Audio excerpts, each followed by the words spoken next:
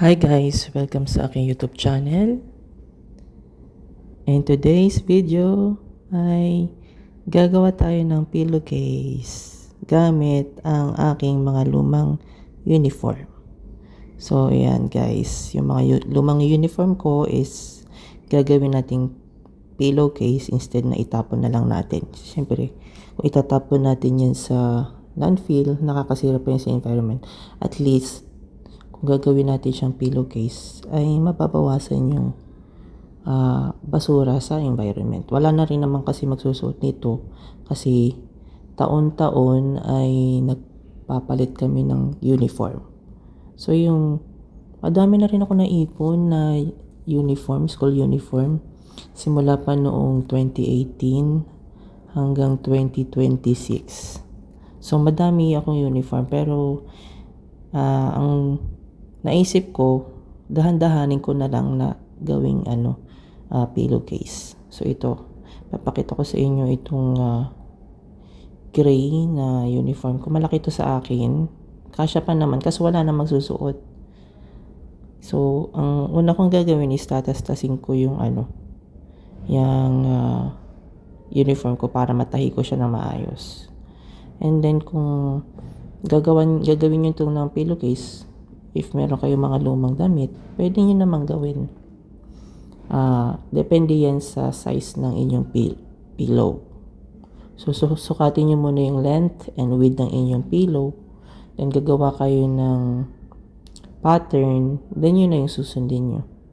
So, ginawa ko muna dito is nagawa ko ng pattern. Meron ako susundin pattern. And then, yan. Para makagawa ko ng pillowcase. So, medyo matrabaho nga lang yung pagtastas ng uniform. Akala ko madali lang. Matrabaho pala ang magtastas ng uniform.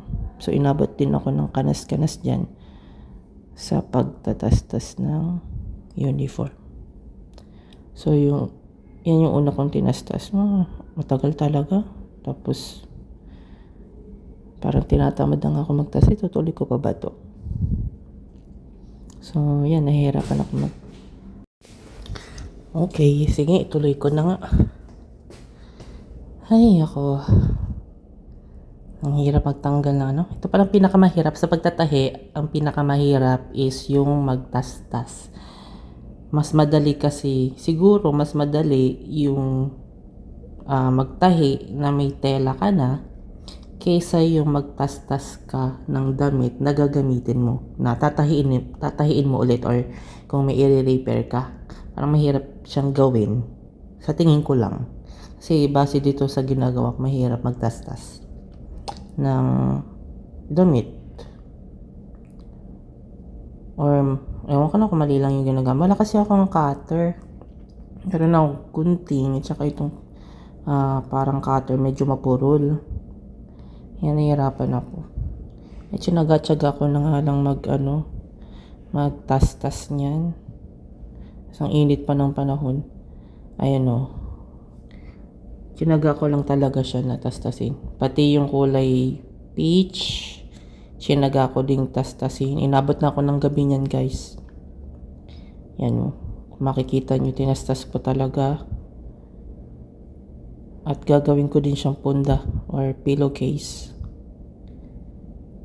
Meron din akong yung kulay green. Tinaray ko din yung kulay green. Kaso yung blue, hindi ko tinuloy. Kaya pinalitan ko na. Ito na lang pink ang aking tatastasin.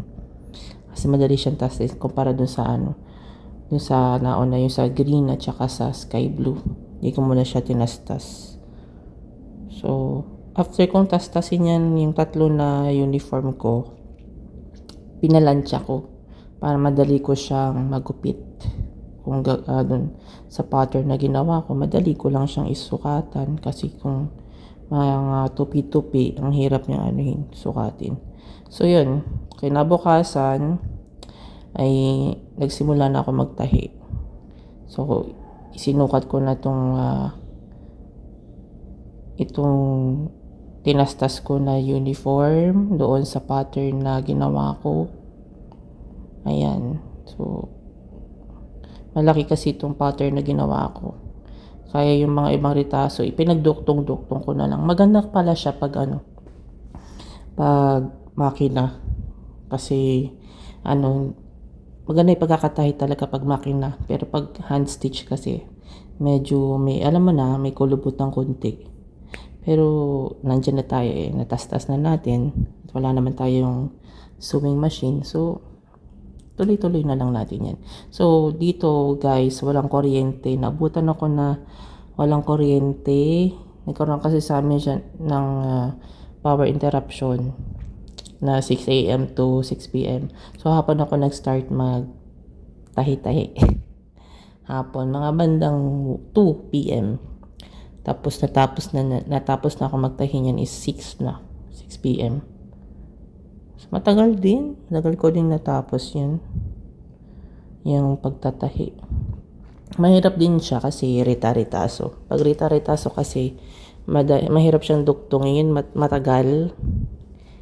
So, chinaga ko lang talaga siya. Ayan kung makikita nyo. Chinaga ko lang talaga. Sabi ko nga, kaysa sa itapon ko itong uniform ko na to, yan na lang. Gawin na lang natin siyang pillowcase. So, hindi ko lahat natastas lahat ng uniform na luma. So, 3 lang talaga yung tinastas ko. Yung kulay, gray, yung kulay peach, at saka yung kulay pink. Medyo, matrabaho siya. Siguro pagbalik ko na lang siguro ulit ng probinsya sa bakasyon, baka makapaglaan ako ng oras na matastas ko din yung ibang natitirang uniform at gagawin ko din siyang pillowcase. So sa ngayon ito lang yung aking tinahi. Chinaga ko talaga yan guys. Pawis ako dyan kasi walang electric fan. Kaya medyo siguro nakakontribute yun sa pagiging matagal ko din magtahi kasi nga ang init. So, nandyan pa lang tayo sa parang yung pinagduduktong ko yung dalawang tela. Yan, pinagduduktong ko siya. Ay, nako. Ay, mainit. Init. Yung magtatahi ka tas ang init. Diba? Challenging din siya. Yan. Natahi ko na siya. Ipinantay ko lang siya dun sa kabilang tela. So, nagsukat ako. Ginupit-gupit ko. Para pantay siya. Tapos, tapos yung mga natirang ritaso, pinagpantay-pantay ko rin. Iduduktong ko na lang kaysa sa itapon, di ba? Ayan. So, pinagduktong-duktong ko din siya, tinahi-tahi ko. Tapos, idadagdag ko siya doon sa una kong ginupit. Sabi ko, nag-aalangan nga akong iduktong to, parang pangit tingnan. Pero, sige na nga lang. Itinuloy ko na lang ang dagdag doon sa telang ginupit ko. Dinagdag ko na lang siya. Siguro magandang ang kakalabasan nito kung pinalansya ko to, kung paplansyahin ko ulit para mas magandang tingnan. Ayan, kita nyo naman pinagduktong ko na siya yung magkabilang dulo para madali siyang tahiin. Excited na rin ako sa pinagagawa kong pakana sa buhay. Ayan na. Pinagduduktong ko na ang aking mga tinahi. Mga rita-ritaso. So, ang ginawa ko dito, dahil wala nga akong makina, dinoble ko siya. Tinahi ko muna sa harapan, tapos tinahi ko ulit sa likod. Yung hindi mo makikita yung para hindi maghimulmul. Yun yung ginawa ko. Ginawa ko dyan sa tinatahi ko. Yan pinantay ko siya dun sa pattern. Meron pang natira, kaya pinantay ko na lang din. Ayan, makikita nyo. Sayang kasi malaki-laki pa yung ano. So, dinuktong ko na lang ulit yan para malaking tingnan yung ano, yung pillowcase. Kasi yung pinagsukatan ko ng pillow na yan is malaki. Kaya pinagduktong-duktong ko na lang yung mga ritaso.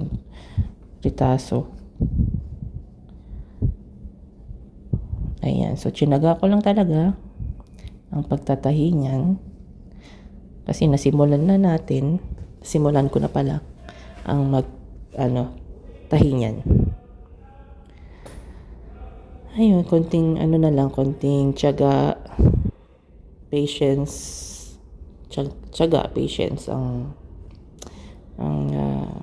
ginamit ko para matapos yan, yung project ko na yan. Ayan, malapit na siya. Dinoble ko lang ulit yung tahi para hindi magtastas or malinis tingnan yung aking tahi.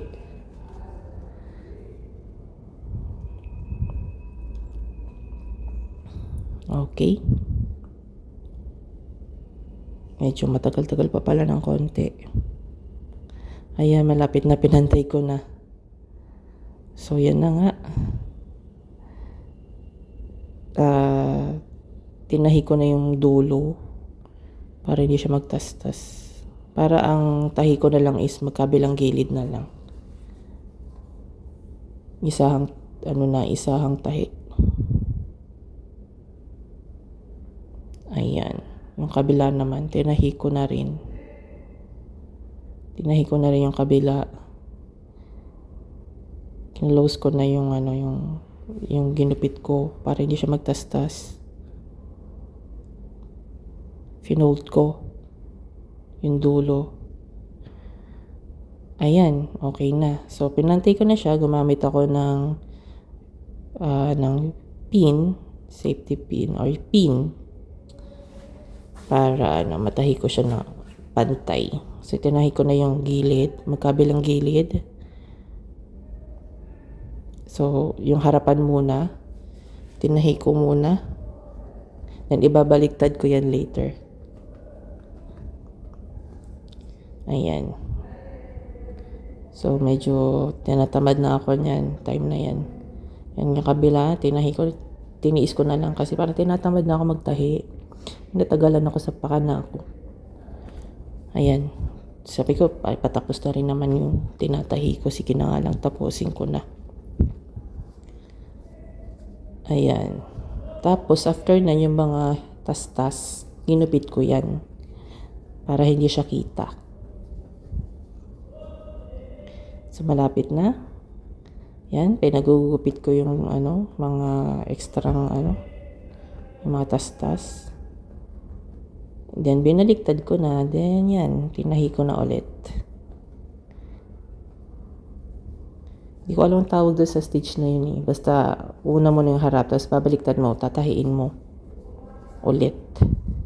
Pero i-hide mo yung pinagupitan. Ayan, so yan, magkabila. Ayan, malapit na matapos yung aking tinatahi. Malapit na. So, gabi na rin ako natapos niyan. Siguro mga nasa 7 PM na rin ako niyan. Yun, nagamit. Ayan, may kuryente na dyan. Kasi 7 na eh. 6 PM kami nagkakuryente ng gabi. So, yan. Tinapos ko na yung aking pillowcase. Yan, tapos na. Nakikita nyo yun? Ayan po. So, yan lang guys. At saka ito yung mga tinahi ko.